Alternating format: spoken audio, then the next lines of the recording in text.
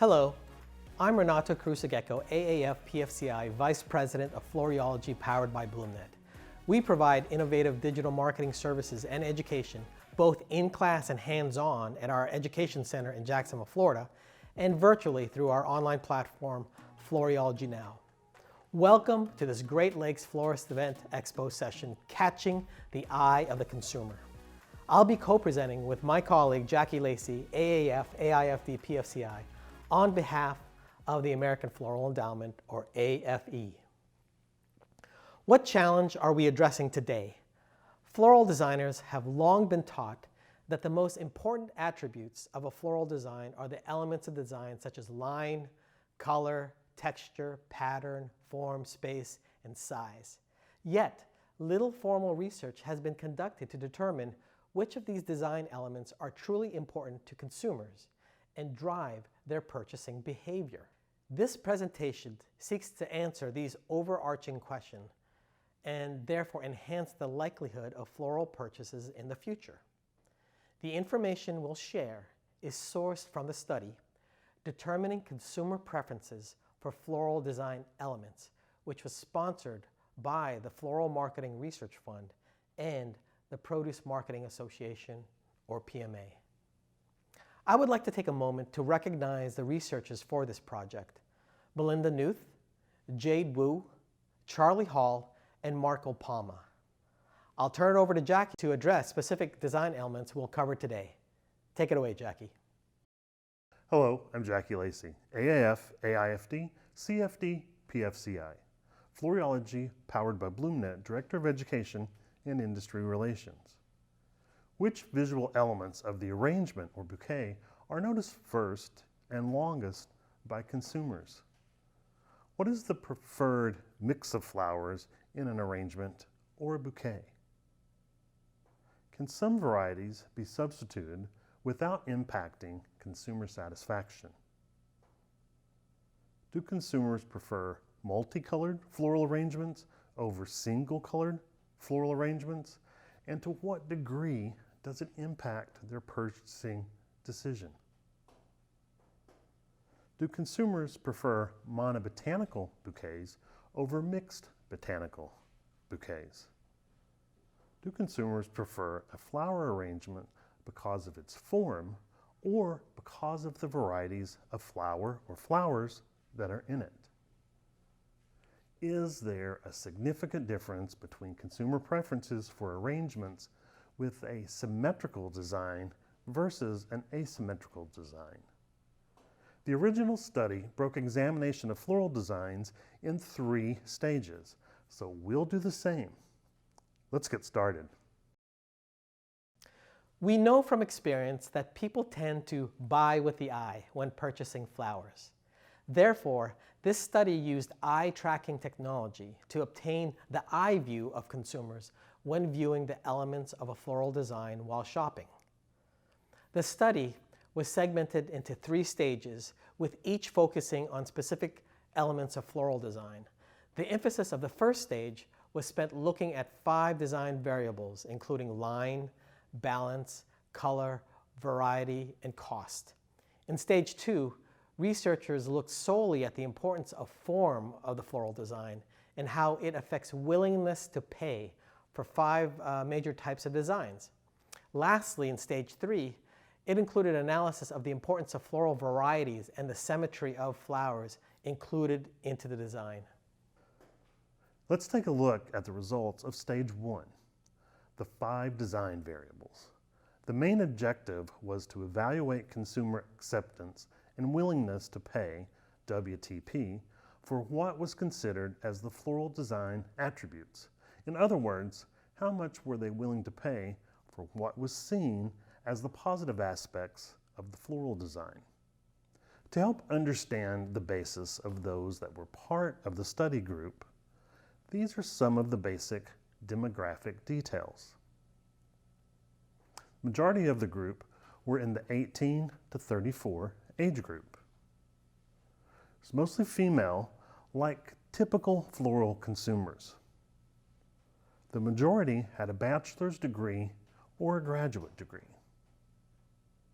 Equal distribution of income levels from less than 30,000 to over 90,000.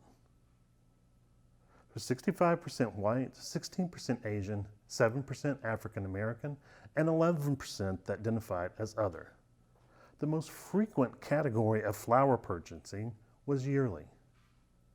Consumers were found to be willing to pay approximately $25 more for a symmetrical arrangement than an asymmetrical arrangement.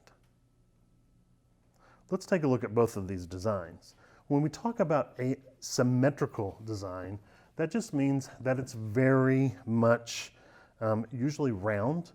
Symmetry, what you've got on one side, you have on the other side, like this. And what probably stems from that is that you can view it from all the way around. So no matter where it might be sitting, anyone that sees it is going to enjoy the design. When it comes to an asymmetrical design, it's usually quite the opposite. You're going to find it in a triangle that is going to be uneven on each side. So it's not equally tall as it is wide or long. And for something like this, most people probably view it as being high style or more contemporary. For color harmonies, subjects would pay $24 more to have an analogous arrangement versus a polychromatic arrangement. What is analogous? Analogous colors are groups of 3 colors that are next to each other on the color wheel and are tertiary. Polychromatic means colors, often all primary and secondary colors, usually of the same value. For example, red, yellow, blue, orange, green, violet, and tertiary colors. Monochromatic.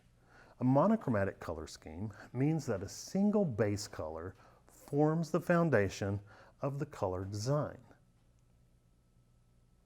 They would pay $22 less to have a monochromatic arrangement versus a polychromatic arrangement.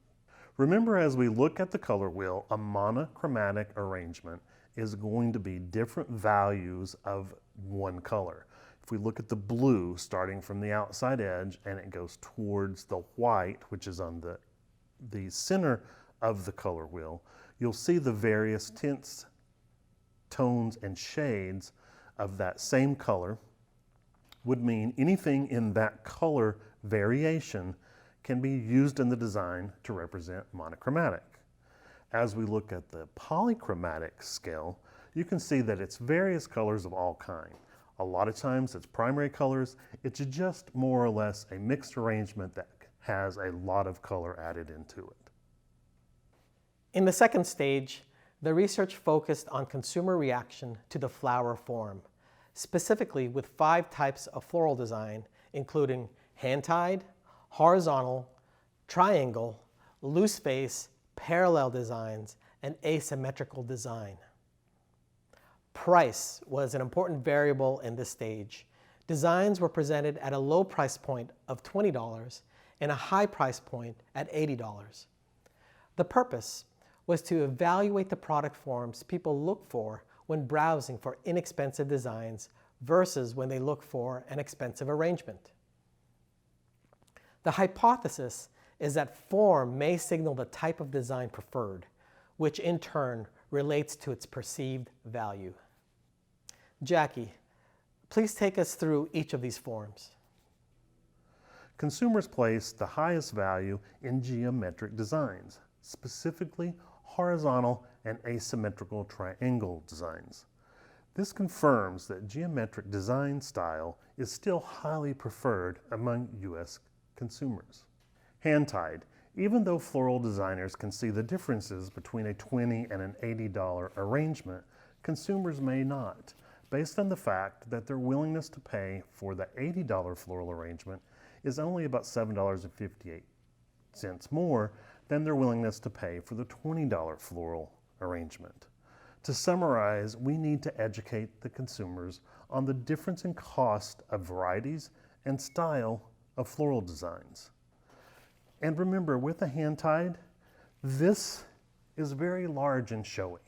So they're going to view this different than just looking at one portion of the hand-tied that might be single and smaller. The larger the design, the more willing they were to pay for that type of varieties. Parallel design. At the $20 price point for this design style, the consumer had no change in what they would pay compared to the baseline of the other designs at this same price point. At the $80 price point, however, parallel design increased what they would pay significantly. Adding line flowers in the $80 design also significantly increased the consumer's willingness to pay. The significant increase in the willingness to pay for both the parallel design and the line flowers confirms consumer preferences for line and high style designs, as parallel design emphasizes the element of line in this floral design style.